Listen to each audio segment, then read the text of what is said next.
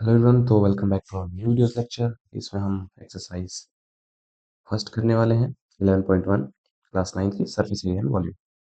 तो surface area and volume exercise शुरू करने से पहले 2 मिनट में मैं रिकैप करवा देता हूँ कि इससे पहले वाली वीडियोस में जो इंट्रोडक्शन वाला पार्ट था उसमें क्या क्या कर दिया था, क्या क्या देखा था।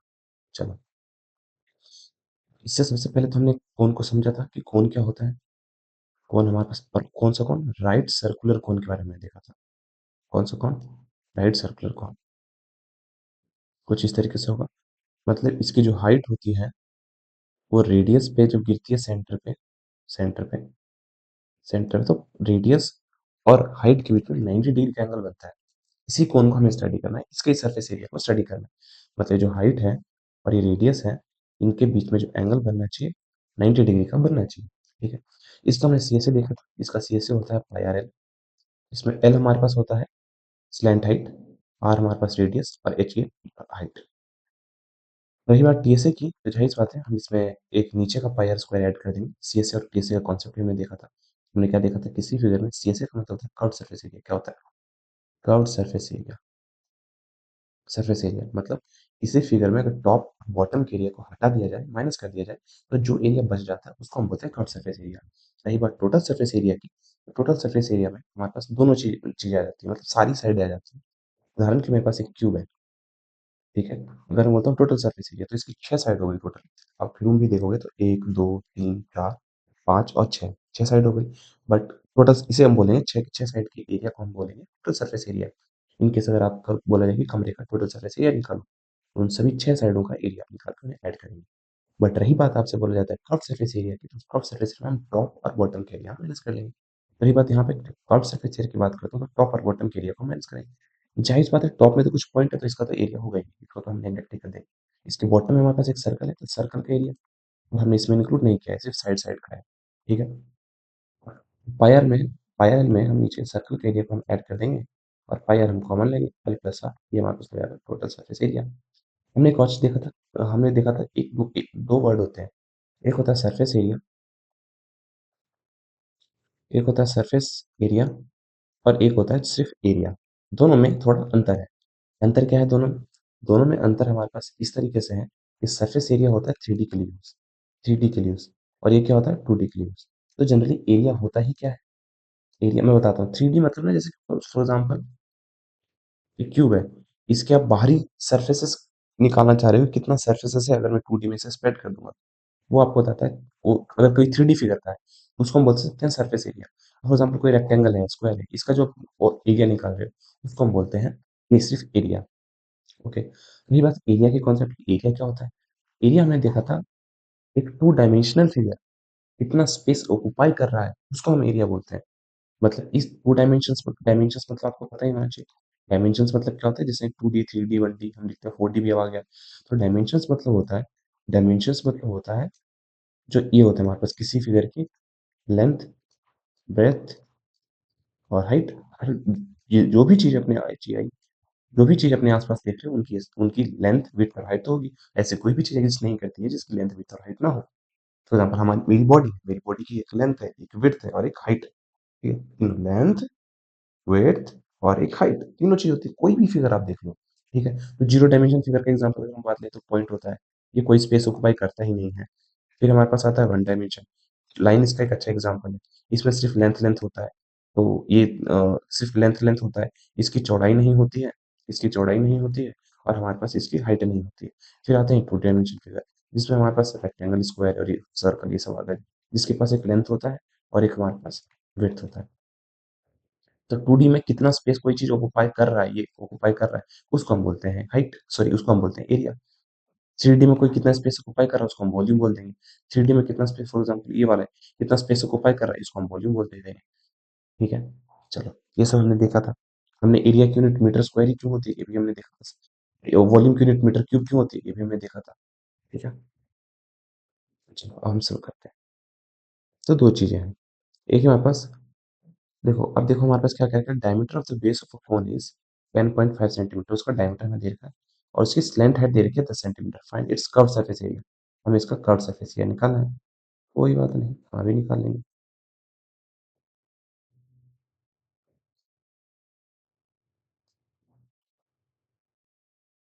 ये हमारे पास कौन बना लेते हैं, ये हमारे पास कौन लग नहीं रहा, बट मान लो यार कौन थोड़ा सा। चलो, तो हमारे पास इसका रेडियस कितना है, आर इक्वल टू 10.5 है, और हमारे पास स्लैंट हाइट इसकी 10 सेंटीमीटर है। ठीक है, इसकी हाइट हमें नहीं दे रखी, हाइट की जरूरत भी नहीं है, तो कर्व सरफेस एरिया निकालना है। तो सी एस ए का जो फॉर्मूला होता है वो हमारा हमने देखा था, पाई आर एल होता है। ठीक है, तो हमारे पास पाई कुछ नहीं बोला है, तो 22/7 ले लेंगे, इंटू रेडियस ले लेंगे 10.5/2, क्योंकि डायमीटर ये दे रखा है तो रेडियस हो जाएगा 10.5/2। स्लैंट हाइट आपको 10 दे रखी है तो 10 लेंगे। ठीक है, अब हम इसको काटेंगे तो हमारे पास आ जाएगा 7 × 7 3 7 5 35 1.5। ठीक है, 2 से हमारे पास ये कटेगा 1 1, हमारे पास आएगा 11 इंटू इस 15, तो हमारे पास आएगा 165। 11 से मल्टीप्लाई करने की टेक्निक मैं बता चुका हूँ। कोई दो डिजिट का नंबर 11 से मल्टीप्लाई करना हो तो हम मानो 15 को मल्टीप्लाई करना है, 15 यहाँ लिखो, एक यहाँ लिखो, 5 यहाँ लिखो, इन दोनों को ऐड कर दो 6, तो 165 सेंटीमीटर स्क्वायर हमारे पास आंसर होगा। यूनिट लगाना मत भूलना, यूनिट का नंबर कट जाता है एग्जाम में। चलो बढ़ते हैं नेक्स्ट क्वेश्चन की तरफ। The total surface area of a cone, if its length height is 21 meter and diameter of its base is 24 metre, मतलब एक टोटल सरफेस एरिया हमें कौन का बताना है। एक कौन है हमारे पास,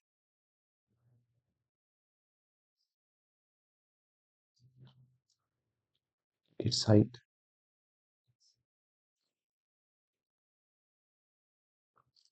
if it's slant height is 21 metre, slant height 21 metre दे रखा है, डायमीटर दे रखा है 24, मतलब रेडियस हमारे पास कितना होगा 24/2, दैट इज 12 12 मीटर। ठीक है, अब find the total surface area, total surface area निकालना है तो निकालेंगे। टोटल सरफेस एरिया का टीएसए का क्या फॉर्मूला होता है, पाई आर और एल प्लस आर, इजीली हम निकाल लेंगे। भाई हमको हम कुछ नहीं बोला है, तो जहाँ कुछ नहीं बोला है वहाँ आपसे ये बोला गया है यहाँ पे कि जहाँ कुछ ना बोला जाए वहाँ फाइव को हमें क्या लेना है, 22/7।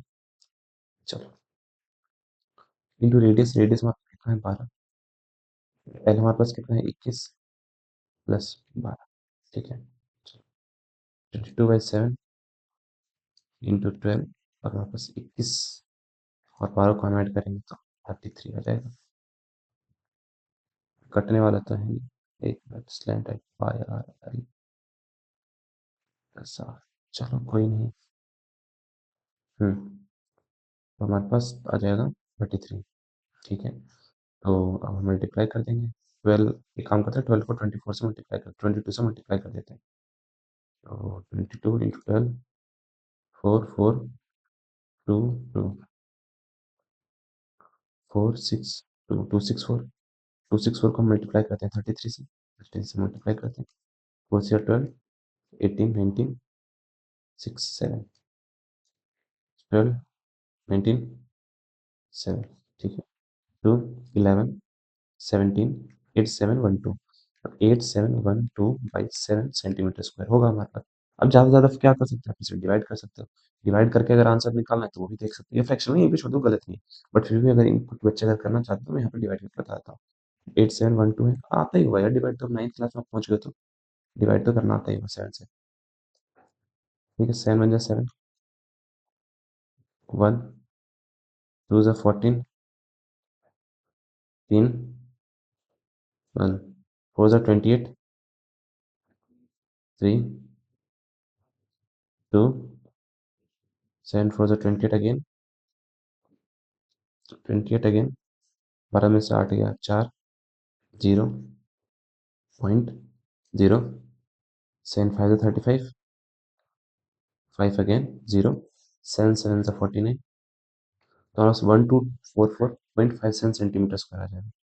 क्या जाएगा 1244, या तो हमारे पास ये आंसर होगा 1244 point point point 57 centimetre square, metre था ना, सॉरी, हाँ मीटर था, तो सॉरी अगर मीटर था तो मीटर स्क्वायर, मीटर स्क्वायर। तो ये आपको करना है। ठीक है, बढ़ते नेक्स्ट क्वेश्चन की तरफ।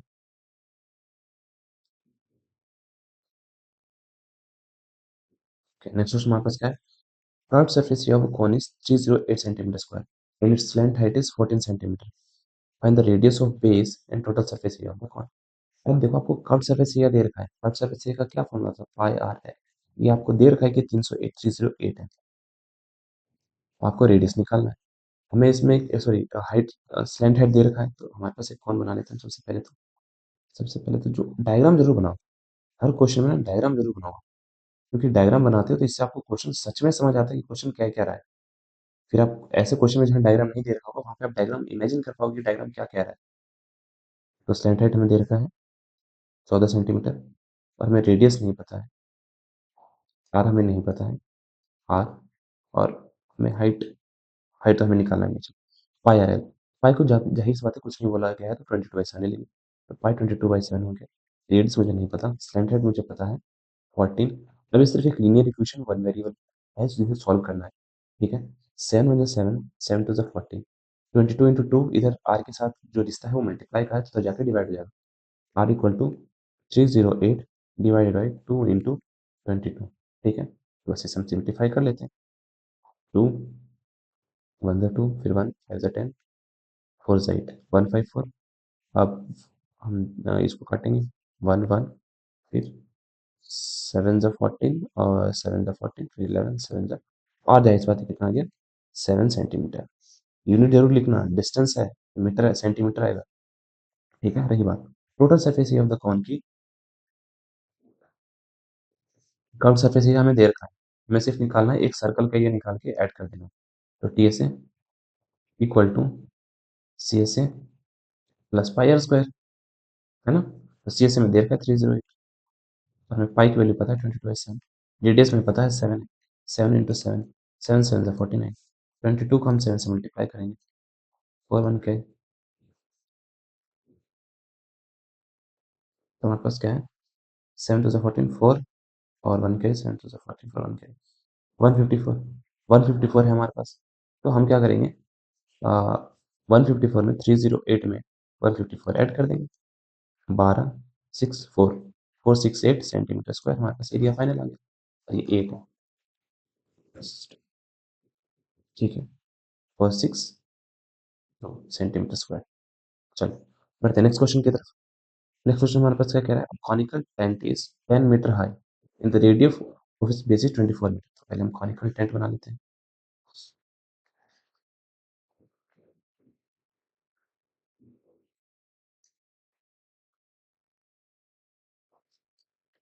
Conical tent is 10 metre high, मतलब इसकी हमें हाइट दे रखी है कितना,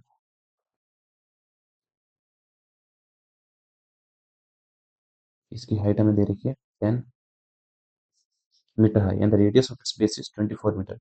मतलब यहाँ पे जो इसका रेडियस दे रखा है वो दे रखा है 24 मीटर।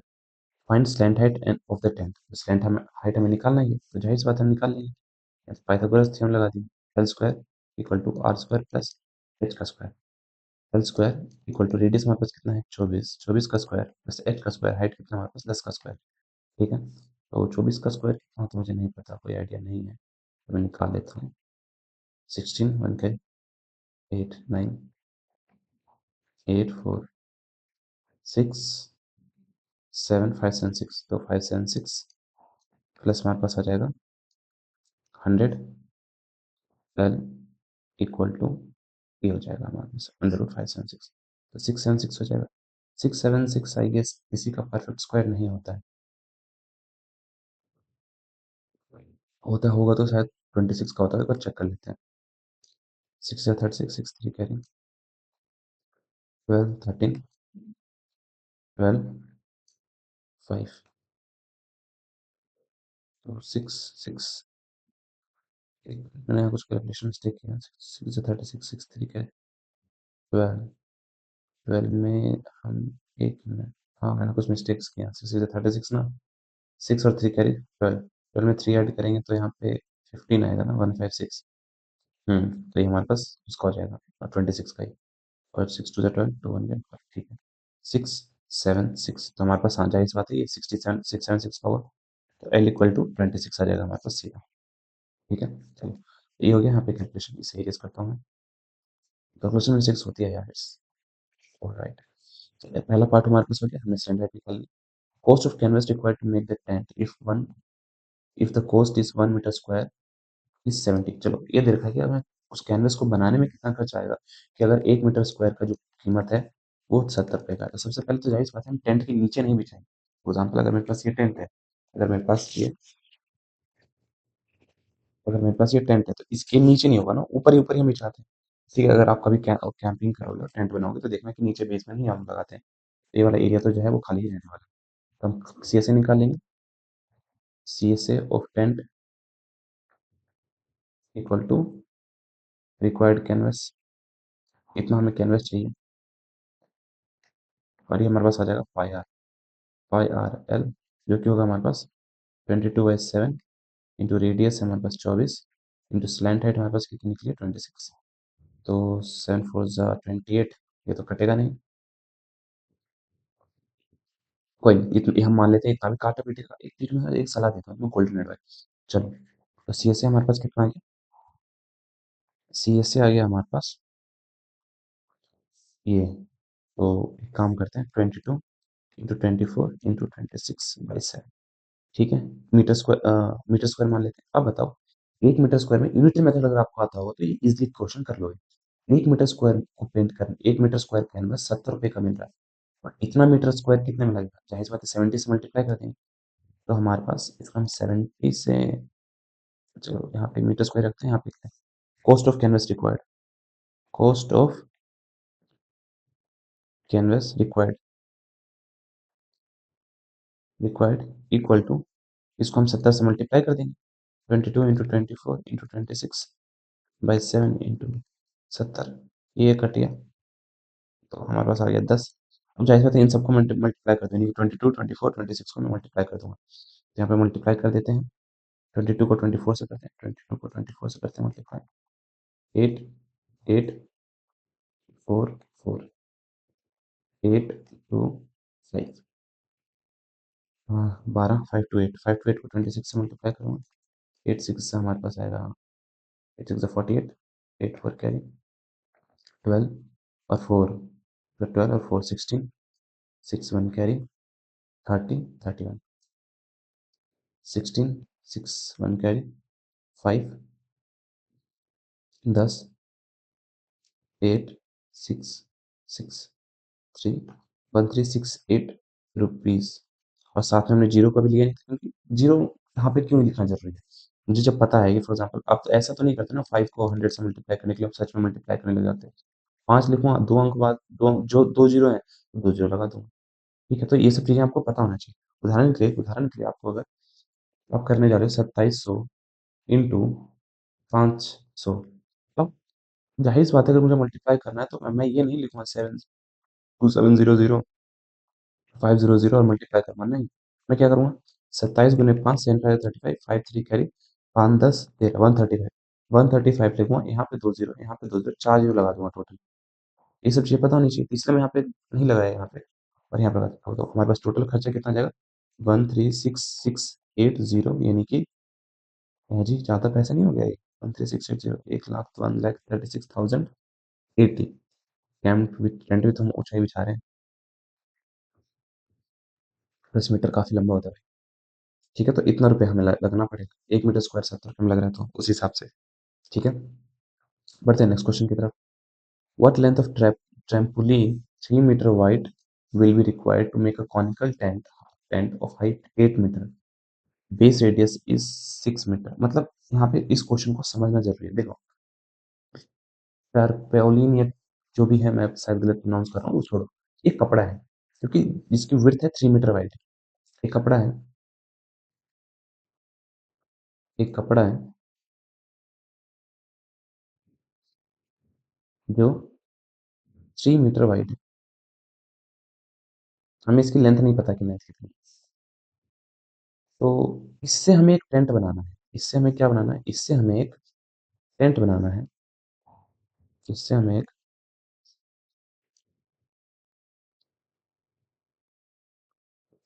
इस कपड़े से हमें एक टेंट बनाना है, इस कपड़े से हमें एक टेंट बनाना है जिसकी जो हाइट है, हाइट होगी 8 metre, in base radius is 6 metre, in base radius is 6 metre. ठीक है, assume that extra length material that will be required to stitching margins and wastage is cutting approximately 20 centimeter. चलो हम B 20 centimetre का margin लेके चलते हैं कि इतना एरिया मतलब मतलब इतना जो लेंथ है वो सिलने मिलने में वेस्ट हो जाएगा। ठीक है, ये हमें एज्यूम करना है। पाई को हमें ये लेना है। तो अब बताना है इसकी हम कितनी लेंथ लेंगे कि इसमें कवर हो जाए। तो एक चीज देखो, यहाँ पे जाहिर सी बात है, दोनों का एरिया बराबर होना चाहिए। मतलब सी ए से नीचे तो हम बिछाने वाली बात कर ही नहीं रहे। तो सी ए से कौन बराबर हो जाएगा किसके, area of rectangle, area of rectangular tarpaulin, tarpaulin का जो भी प्रोनाउंस करते हैं, रेक्टेंगुलर, रेक्टेंगुलर, ARPA जो LIN, ठीक है। एक मिनट guys, एक मिनट एक मिनट, हमारे पास ये आ गया। जाहिर सी बात है CSO कौन होगा इस रेक्टेंगुलर ट्रैपोलिन का रीजन। तो इसकी लेंथ कितनी होगी, हम उस लेंथ को कैलकुलेट कर लेते हैं। पहले CSA हम निकाल लेते हैं इसका। CSA हमारे पास क्या होगा, CSA का फॉर्मूला हमारे पास है पाई आर एल। अगर हम यहाँ देखेंगे तो हमें सिर्फ रेडियस और हाइट दे रखा है, एल तो दे नहीं रखा है, तो हम एल निकालेंगे। वो हम एल यहाँ निकाल लेते हैं। L square equal to R square plus H का स्क्वायर। तो कितना है हमें नहीं पता है। रेडियस हमारे पास एच 6 का स्क्वायर, और हाइट हमें पता है 8 का स्क्वायर। एल इक्वल टू 6 का अंडर रूट 6 का स्क्वायर होता है 36, और 8 का स्क्वायर होता है 64। इन्हें हम ऐड करेंगे तो अंडर रूट 100 आ जाएगा। और सबको पता है कि 100 जो होता है 10 का स्क्वायर होता है, स्क्वायर रूट होता है। खैर, एल इक्वल टू 10 मीटर हमारे पास आ गया। तो हम सी से निकाल लेते हैं। ये सी से जाहिर सी बात है होगा रेक्टेंगल के एल इंटू बी के बराबर। तो हमारे पास आ जाएगा पाई एल। तो 22/7 इंटू रेडियस है हमारे पास 6, पाई को हमें तो ये देना है 3.14, मतलब 3.14 इंटू 6 इंटू 10 बराबर हो जाएगा लेंथ इंटू विड्थ के, जो कि है 3 मीटर। सीधे डिवाइड हो रहा है, सॉरी मल्टीप्लाई हो रहा है, उधर जाके डिवाइड हो जाएगा। तो 3.14 into 6 into 10 divided by 3 equal to L. 3 × 1 = 3, 3 × 2 = 6, cut गया। 3.14 को अगर हम 2 से मल्टीप्लाई करेंगे, मैं डेसिमल में मल्टीप्लाई करते टाइम सोचा ही नहीं कि डेसिमल है, उसे स्प्लिट करो कि नॉर्मल नंबर और मल्टीप्लाई कर दो। 4 × 2 = 8, 2 × 2 3, 2 × 6, ये हो गया हमारे पास। अब यहाँ पे 2 अंक डेसिमल था, तो फाइनल आंसर में 2 अंक डेसिमल लगा 6.28, हमारे पास आएगा 6.28, और इंटू हमारे पास है 10 से मल्टीप्लाई हो रहा है, ठीक है, इक्वल टू एल हमारे पास याद। अब एक बात देखो, हाँ अब एक बात देखो, सही बना 4 से ठीक, 10 से मल्टीप्लाई करना है तो मल्टीप्लाई करने की जरूरत नहीं है, जाहिर सी बात है 10 से मल्टीप्लाई करने में डेसिमल इधर शिफ्ट हो जाएगा, ठीक है। तो हमारे पास 62.8 मीटर आएगा लेंथ। अब जाहिर सी बात है हमें कितना लेना था, हमें लेना था 20 सेंटीमीटर का मार्जिन लेना था। एक और पुरानी बात, अगर अभी 20 इसमें ऐड करने लग जाओगे तो कंफ्यूजन हो ही जाएगा, गड़बड़ तभी होती है। ध्यान रखना जब आप एक क्वेश्चन सॉल्व कर रहे हो तो सारी यूनिट सेम ही चीज, सारी क्वांटिटी सेम ही यूनिट में होना चाहिए। बाकी सारी चीज यहाँ पे मीटर मीटर मीटर में दे रखा है, ये दे रखा है सेंटीमीटर में। बेहतर ये रहेगा कि इस सेंटीमीटर को मीटर में कन्वर्ट कर लें पहले। तो 20 सेंटीमीटर को मीटर में कन्वर्ट करने का बेस्ट तरीका 100 से डिवाइड कर दो, तो जाहिर सी बात आएगा 0.2 मीटर। अब हमारे पास क्या हुआ, 62.8 में 0.2 मीटर हम ऐड कर देंगे तो हमारे पास आएगा 0.36, तो 63.0 मीटर हमारे पास उसकी लेंथ होनी चाहिए। यानी कि टोटल 63.0 मतलब 63 मीटर ही होनी चाहिए, ठीक है। तो इतना ही था, बढ़ते हैं नेक्स्ट क्वेश्चन की तरफ। चीजें पता हो कि एक्चुअली में क्या, क्योंकि इतना लेंथ हमें एक्स्ट्रा चाहिए था ना, इतना हमें लेंथ चाहिए था एक्स्ट्रा, ठीक है, इसलिए हमने इतना हमने ऐड भी किया फाइनल लेंथ में। बढ़ते हैं नेक्स्ट क्वेश्चन की तरफ। The slant height of the base of diameter conical Tom, एक कॉनिकल टॉम है तो टॉम बना लेते हैं कॉनिकल टॉम।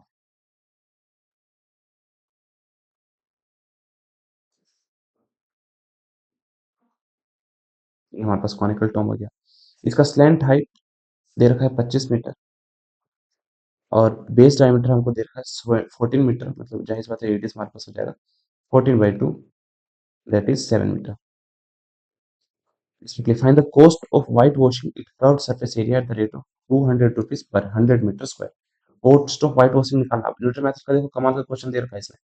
अब 1 मीटर स्क्वायर में पेंट नहीं हो रहा है, तो बताता हूँ कैसे करना है। पहले तो हम सीएसए निकाल लेते हैं, जाहिर सी बात है फर्स्ट पेंट नहीं होगा, तो हम सीएसए निकाल लेते हैं। सीएसए हमारे पास क्या होगा, अस्सी अस्सी होगा, पाई आ रहा है, पाई को कुछ बोला नहीं है तो 22/7 लेना। रेडियस हमारे पास 7 है और एल हमारे पास 25 है। 7 से 7 कट गया, 22 × 25, 22, 22 × 25, 5 2 10, 10 11, 4 4, हमारे पास 550, 550 मीटर स्क्वायर, ये हमारे पास एरिया हो गया, सी एस हो गया हमारे पास ये। अब देखो इतना हमें पैसे निकालना है कि इतना पेंट होने में कितना लगेगा। अब देखो क्या कह रखा है, ये ध्यान से, मतलब इंपॉर्टेंट कॉन्सेप्ट है ये कह रखा है कि भाई जो 100 मीटर स्क्वायर है वो पेंट करने में कितना रुपया ले रहा है, कितना रुपया ले रहा है, वो ले रहा है 210 रुपीज। इतना मीटर स्क्वायर जो पेंट, सॉरी, व्हाइट वॉश होगा वो कितने रुपीज में होगा। यहाँ पे यूनिटरी मेथड का कॉन्सेप्ट है। यहाँ पे हमें पहले ये निकालना पड़ेगा कि 1 मीटर स्क्वायर एरिया पेंट होने में कितना रुपीज ले रहा है। सात हो रहा है, हाँ। तो 1 मीटर स्क्वायर जो है हमारे पास, वो पेंट होने में कितना ले रहा है, वो ले रहा है 2/10/100 रुपीज। अब 1 मीटर स्क्वायर में आ गया, बट हम कितने भी निकाल सकते हैं, एक मुझे पता तो आप कितने भी निकाल सकते हो फिर। तो दोनों साइड हम 550 से मल्टीप्लाई कर देंगे। इस साइड होगा 550 × 1 मीटर स्क्वायर, बाई साइड होगा 210 × 550। अब भाई नीचे 100 तो था ही, ठीक है। यहाँ से एक जीरो से ये गया, एक जीरो से ये गया, बचा हमारे पास 550 मीटर स्क्वायर। पेंट होने में जो पैसे खर्च होंगे वो 21 × 5 होंगे। 5 1 5, 5 2 10, इंटू इंटू 501, तो 5511, तो 1155 रुपीज होगा, लगभग 1155 रुपीज होगा, ठीक है। तो ऐसे इस तरह के क्वेश्चन, अगर यूनिटरी मेथड यहाँ पे आपको क्लियरिटी नहीं है तो आप भूल जाओ, इस क्वेश्चन को कर पाओगे। 1 मीटर स्क्वायर दे रखा होगा तब तो इजिली है, बट अगर दूसरा चीज दे रखा होगा तो 100 मीटर स्क्वायर दे रखा होगा तो सबसे पहले हम 1 मीटर स्क्वायर में निकालेंगे। 1 मीटर स्क्वायर में हम निकालेंगे, उसके बाद आके करेंगे कैसे निकालेंगे, यहाँ पे मैं फिर से बता देता हूँ। इधर देखो, जब भी क्वांटिटी आपको दे रखा हो ना, मान लो हमारे पास ये दे रखा है 100 मीटर स्क्वायर जो है वो व्हाइट वॉश होने में 210 रुपीज लग रहा है। और हमारा पास मकसद क्या था, हमें लग रहा था 550 मीटर स्क्वायर पेंट होने में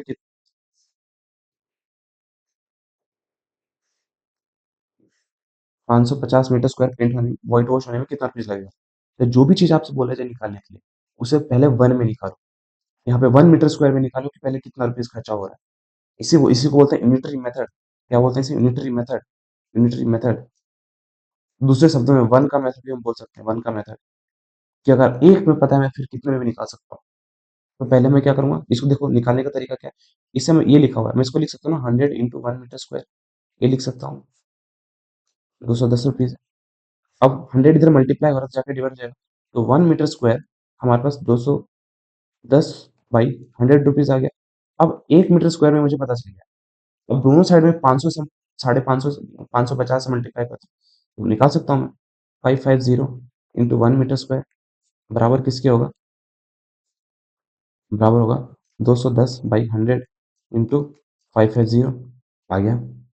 इसको 1 से मल्टीप्लाई करूंगा तो 550 मीटर स्क्वायर ही आएगा, जाहिर सी बात है। और यहाँ पता चलेगा कि कितने रुपए खर्च होंगे यहाँ पे, तो हमारे पास कितने रुपए खर्च होंगे, मल्टीप्लाई करके 1155, 1155 रुपीज खर्च होगा। बस इस तरीके से करना यूनिटरी मेथड। कभी कभी ऐसा भी हो सकता है कि आपको दे रखा, मतलब अलग चीज दे रखा होगा, हो सकता है पहले मैं 1 रुपये में कितना व्हाइट वॉश हो रहा है वो निकालना। आपको ये बोला जाए कि 510 रुपया, आप 510 रुपया खर्च हो रहा है, आप बताओ कितना एरिया पेंट हुआ होगा। ऐसे क्वेश्चंस भी बन सकते हैं। तो बेस्ड ऑन कि क्या दिया गया है, आपको क्या निकालना है, उसके यहाँ पे हमें एरिया दे रखा था, एरिया हमने निकाला था, हमें बताना था कि कितने में होगा। पहले 1 मीटर स्क्वायर में हमने निकाला, उसके बाद हमने इससे मल्टीप्लाई कर लिया। तो यही यूनिट मेथड, मैं कभी सेपरेट वीडियो बना दूंगा इसका, यूनिट मेथड का, ताकि कोई कंफ्यूजन ना हो, क्योंकि बच्चे अक्सर इनकी कंफ्यूजन होती है।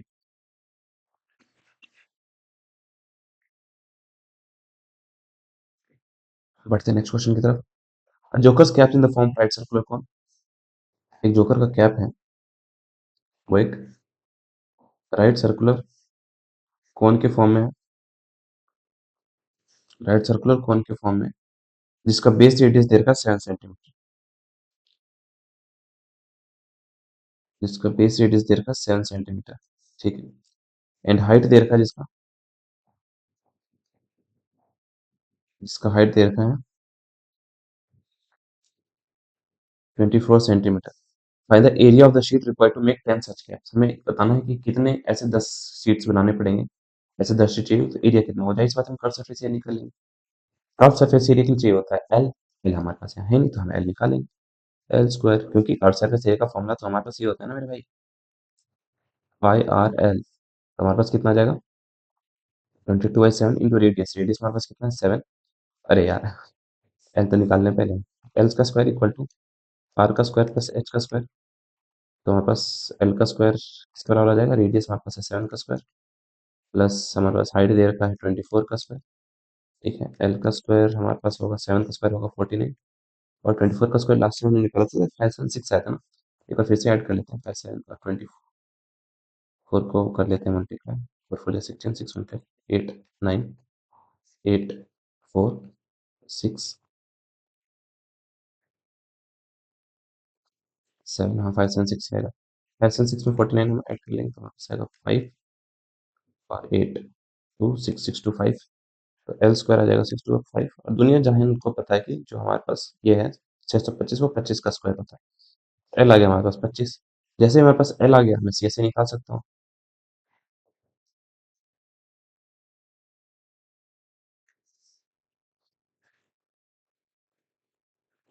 Area required required of 10 caps कितना होगा, एरिया ऑफ 1 कैप इंटू 10। जाहिर सी बात है 1 कैप का एरिया होगा pi R L into 10, that is 22/7 into 7 into 25 into 10। 10 cap से 7 से 7 कट गया, 22 को 25 से मल्टीप्लाई करते हैं। 22 को 25 से मल्टीप्लाई करते हैं, 5 2 10 11 4 4 0 5 5 0। इसको 10 से मल्टीप्लाई करूंगा तो टोटल आ जाएगा area required, area required for 10 caps equal to 5500। हमारे पास यूनिट क्या है, सेंटीमीटर, तो सेंटीमीटर स्क्वायर। तो ये ऐसे हम कर लेंगे इस क्वेश्चन को। ठीक है, बस बस पढ़ के ना आपको समझ आ जाना चाहिए कि वो दे क्या रखा है, स्लैंट हाइट दे रखा है, हाइट दे रखा है कि क्या दे रखा है। ठीक है, और बोला क्या जा रहा है क्वेश्चन में। देखो हमारे पास ये क्वेश्चन क्या कह रहा है, a bus stop is barricaded from the remaining part of the road by using 50 hollow cons.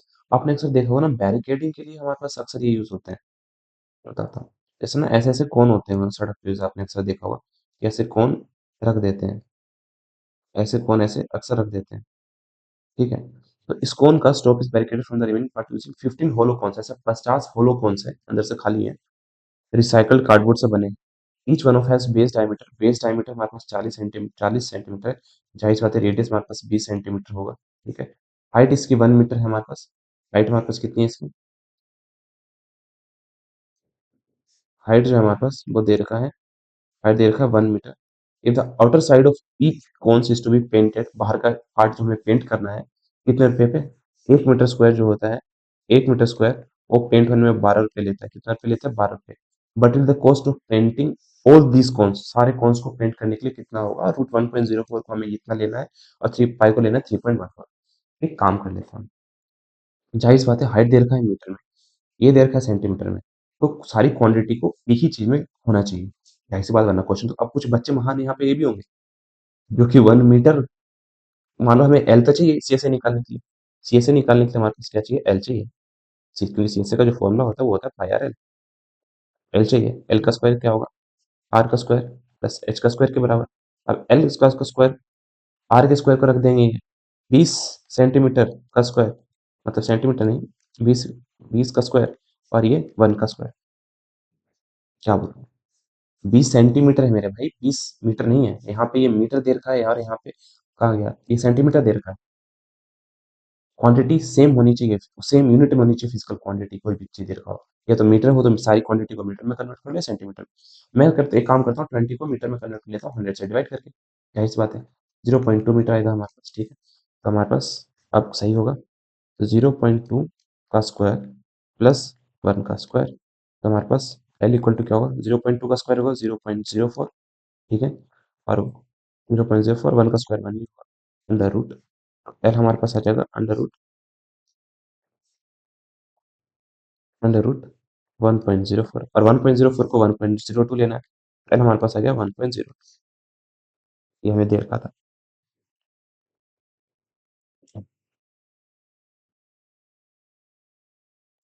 Next हमें सी एस ए निकालना है। C S A of 50 cones equal to C S A of 1 cone into 50, 50 से multiply कर देंगे। एक cone का सी S ए कितना आएगा, जाहिर सी बात है आएगा पाई आर एल इंटू 50। हमारे पास कितना होगा 22/7। पाई को 3.14 लेना है, 3.14 इंटू रेडियस है 20, सॉरी रेडियस 0.2 इंटू एल है हमारे पास 1.02 और इंच 50 से मल्टीप्लाई कर देते हैं। तो अब देखो एक काम करते हैं, पहले मैं 3.14 को 2 से मल्टीप्लाई कर लेता हूँ। यहाँ पे रफ में हम 3.14 को 2 से मल्टीप्लाई कर लेते हैं। तो जाहिर सी बात है पहले मैं डेसिमल तो सोचूंगा भी नहीं कि डेसिमल है, सिर्फ नॉर्मल मल्टीप्लाई कर दूंगा। 8 2 6 6 2 8। अब 6 to 8 को हम मल्टीप्लाई कर लेंगे।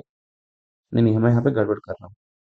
मतलब मल्टीप्लाई करने का बहुत शॉर्ट तरीका भी हो सकता है कि मेरे को सिर्फ दो ही नंबर को मल्टीप्लाई करना पड़े। वो इससे हो सकता है, तो 0.2 को 5 से मल्टीप्लाई कर दूँ, तो 50 को 2 से मल्टीप्लाई करूंगा 100। अब यहाँ पे जो डेसिमल है नहीं, यहाँ पे एक अंक बाद डेसिमल, तो फाइनल आंसर में एक अंक बाद डेसिमल, तो यहाँ पे आ जाएगा 10। पहले इन दोनों को मैं पहले मल्टीप्लाई कर लेता हूँ। और 3.14 इंटू 1.02 को बाद में, इसको मल्टीप्लाई करूंगा सिर्फ 10 आएगा, फिर 1.4 मैं इसको मल्टीप्लाई कर लेता हूँ बस। मतलब 314 और 102 को मल्टीप्लाई कर लेता हूँ। ठीक है, तो यहाँ आएगा 8 2 6, फिर आएगा 0 0 0, फिर आएगा हमारे पास 4 1 3। बस ऐड करते जाओ, 8 2 0 2 3। अब यहाँ पे कितना, 2 अंक बाद डेसिमल था, यहाँ भी 2 अंक बाद डेसिमल था। 2 और 2, 2 + 2 होता है 4, तो फाइनल आंसर में 4 अंक बाद डेसिमल आना चाहिए। 1 2 3 4, तो हमारे पास यहाँ पे हम डेसिमल लगा देंगे। ठीक है, अब एक काम और काम हो सकता है, 10 से मल्टीप्लाई भी हो रहा है तो एक अंक बाद डेसिमल इधर शिफ्ट हो जाएगा, तो 32.028 सेंटीमीटर स्क्वायर हो जाएगा। अब समझना है कि भाई 10 से मल्टीप्लाई करने पर डेसिमल इधर क्यों शिफ्ट हो रहा है। मैं यहाँ पे कॉन्सेप्ट समझाता हूँ, इनकेस अगर किसी को नहीं आता। फॉर एग्जाम्पल 5.28, कैसे समझाएं इस चीज को। एक काम करते हैं, ये समझो कि जब 0.5 लिखा होता है ना, ये मान के चलो, ये समझ के चलो, इसका मतलब था 5/10। हो सकता है अब इसको डिवाइड करके देख लो, जब डिवाइड करोगे तो हमारे पास 0.5 ही आएगा।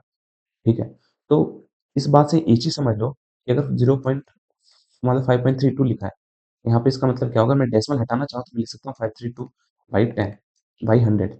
ठीक है, अगर मान लो 7.23567 लिखा हो और डेसिमल हटा के लिखना, तो मैं लिख सकता हूँ 72356 डिवाइड बाई 100। जब 100 से डिवाइड करोगे, सॉरी 1000, 4 जीरो एक के बाद 4 जीरो। तो उसी प्रकार से जब डेसिमल जब नीचे होता है तो डेसिमल हम उसमें लगा देते हैं उतने अंक बाद। उदाहरण के 100 से डिवाइड हो रहा है, एक के बाद 2 जीरो से आ रहा है, तो फाइनल आंसर में 2 अंक बाद डेसिमल आना चाहिए। तो यहाँ पे तो 532 ही आएगा डिवाइड करने पर, बट 2 अंक बाद डेसिमल आएगा, पहला दूसरा, दूसरे अंक बाद हम डेसिमल लगा देंगे। सेम उसी प्रकार से 7236 लिखा है, उसके बाद कितने 4 जीरो है, 5 6 तो 1 2 3 4, 4 अंक बाद हम डेसिमल लगा देंगे। तो ये कॉन्सेप्ट होता है। ठीक है, अब इन केस अगर आपको फॉर एग्जाम्पल 10 से आप मल्टीप्लाई कर रहे हो, तो फॉर एग्जाम्पल 5.32 है, आप 10 से मल्टीप्लाई कर रहे हो, तो मल्टीप्लाई करने के बाद क्या होता है, तो फाइनल आंसर हमारे पास कितना आएगा, 5320 ही आएगा। तो फाइनल आंसर में हमने क्या बोला था, यहाँ पे 2 अंक बाद डेसिमल, तो फाइनल आंसर में भी 2 अंक बाद ही डेसिमल होगा, पहला दूसरा, दूसरे अंक बाद डेसिमल, तो बस 53.2 है। तो इसलिए अब हम इस बात को हम समझ लेते हैं, मान के चलते हैं कि अगर एक जीरो से मल्टीप्लाई हो रहा है तो डेसिमल एक अंक राइट की तरफ शिफ्ट होगा। डिवाइड करने के बाद लेफ्ट की तरफ शिफ्ट होता है, मल्टीप्लाई करने के बाद राइट की तरफ शिफ्ट होता है। शायद मेरा राइट आपका राइट अलग हो सकता है। ठीक है, ध्यान रखना, मैं तो यहाँ बताया था, मतलब मल्टीप्लाई करने पर डेसिमल इधर राइट की तरफ शिफ्ट होगा, और डिवाइड करने पर डेसिमल इधर लेफ्ट की तरफ शिफ्ट होता है, ये समझ लेना। ठीक है, अगर मान लो जैसे कि 5.32 है, इसको 100 से मल्टीप्लाई कर रहा हूँ, तो जैसे बात है 2 अंक बाद डेसिमल शिफ्ट होगा, क्योंकि 2 जीरो है, तो 532 ही आएगा। बट 532 है, इसको मैं 100 से डिवाइड कर रहा हूँ, तो डेसिमल 2 अंक बाद इधर की तरफ शिफ्ट होगा, 1 2 5.32। आई होप गाइस इतना क्लियर हो गया हो। अच्छा, अभी तो हमने सिर्फ एरिया ही निकाला है ना। अरे मैं क्या बकवास करने लग गया। एरिया ही निकाला है ना, डेसिमल कंसेप्ट जरूरी था, तो हमारे पास आता कितना आंसर, अब तो मैं इन सब के बीच में आंसर भी भूल चुका हूँ। ये सही, यहाँ इतने सारे नंबर लिखे हैं ना, तो हाँ 30, अरे यार स्टॉप, यहाँ पे 32.028 था ना, 32.028 था सेंटीमीटर स्क्वायर। तो ऐसे हम 50 का एरिया हम निकाल चुके हैं। अब पेंट करना है, और 1 मीटर स्क्वायर, 1 मीटर ही है ना, सॉरी मीटर ही है, 1 मीटर स्क्वायर पेंट होने में हमारे पास कितना लग रहा है, वो लग रहा है 12 पीस। तो इसको 12 से मल्टीप्लाई कर देंगे तो पैसा आ जाएगा। 32.028 को 12 से मल्टीप्लाई करते हैं, 12 से मल्टीप्लाई करते हैं, 12 से मल्टीप्लाई करते हैं, कितना आएगा, 16, 6 1 8 4 5 0 4 6 8 2 0 2 3 6 8 5 13 3 4 8 3। तो 3 अंक बाद डेसिमल फाइनल आंसर, तो 3 3 8 4, तो टोटल पैसा जो खर्च होगा वो है 3384.336, या फिर 384 पॉइंट राउंड ऑफ करने के बाद 35 रुपीज। ठीक है, तो दैट्स ऑल गाइस। तो आज के लेक्चर में इतना ही, मिलते हैं नेक्स्ट किसी वीडियो में। इनकेस अगर आपको छोटी छोटी बेसिक्स में कुछ जो भी चीज़ें में डाउट आता हो, तो आप कमेंट डाउन जरूर करो, ताकि मुझे पता चले कि क्या चीज़ आपको समझ आ रही है, क्या चीज़ आपको समझ नहीं आ रही। ठीक है, तब तक के लिए bye bye, see you, coffee.